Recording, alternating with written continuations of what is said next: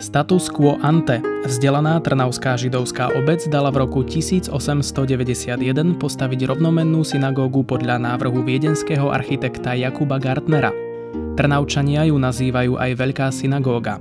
Nepodpísal sa na nej iba zub času, ale najmä útrapy minulých dôb. Počas holokaustu bolo z Trnavy odvedených viac ako 3000 Židov. Pôvodná židovská komunita, ktorá sa v dobových dokumentoch spomína už v 14. storočí, prestala existovať. V záhrade synagógy postavila náboženská obec pomník na pamiatku umučených v druhej svetovej vojne podľa projektu architekta Artura Salatnaja Slatinského. Dvojvežová stavba reprezentuje architektúru, ktorej dominujú orientálne prvky.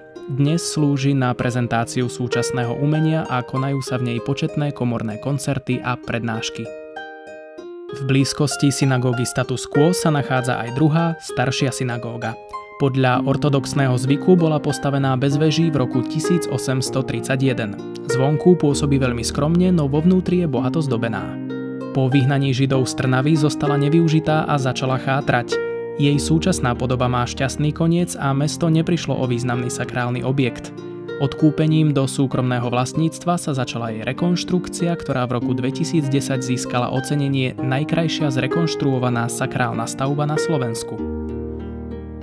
Pri úpravách sa dbalo predovšetkým na to, aby sa zachovalo čo najviac pôvodných prvkov, vďaka čomu v nej môžete obdivovať empory, fresky či čiastočne zreštaurované maľby.